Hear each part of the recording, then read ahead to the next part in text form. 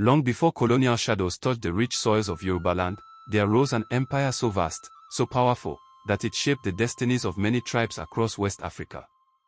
This was the Oyo Empire, a kingdom forged through blood, wisdom, and strategy.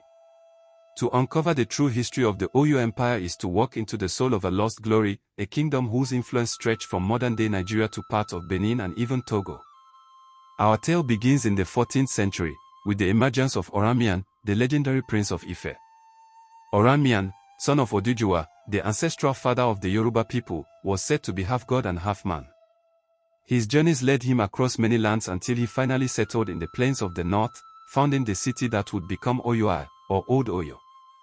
Oramian's descendants carried on his vision, and over generations, the kingdom expanded through conquest and diplomacy.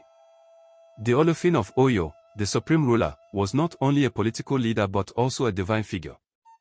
Under his rule, the empire's structure grew complex, incorporating governors known as Agil, a strong military called the Eso, and a secretive but powerful group called the Oyo Mesi, who served as kingmakers and checks on royal authority. But what truly elevated Oyo to greatness was its mastery of the cavalry. Horses, brought by trade through the northern Hausa lands, gave the Oyo army unmatched speed and power. It is said that Oyo warriors could sweep across enemy lines like the desert wind, leaving entire cities trembling before the Alaafins' might. Yet, within all greatness lies the seat of danger. The Agil, stationed in conquered lands to collect tribute and maintain order, began to grow corrupt. Reports emerged of extortion, abuse, and tyranny in subject towns, especially in Egbedo and Dahomey regions. Tensions grew. And so did resistance. One such spark ignited in the town of Ilorin. There, a fiery Yoruba general named Afonja, driven by ambition and resentment, rebelled against the Alaafin. But Afonja's decision to ally with Fulani warriors would become a grave error. The Fulani, once allies, turned on Afonja and took Ilorin for themselves. The empire had begun to crumble from within. But the fall of Oyo was not just political, it was spiritual. The bond between the Alaafin and the Oyo Mesi weakened. Rituals were abandoned. Corruption found home in palaces.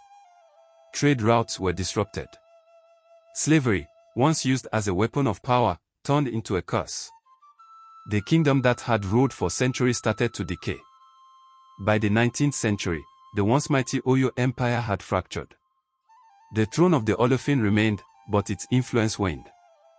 The British, now lacking on the coastal edges, saw the weakness and moved in. But the spirit of Oyo did not die. It found refuge in the culture, language, music, and pride of its descendants. And today, in the heart of Oyo town, the Alaafins Palace still stands, a whisper of a time when Yorubaland held an empire that ruled with the roar of thunder and the calm of tradition. What other secrets did the Oyo Empire hide? What did the British fear about its rise? And who truly betrayed the Alaafin?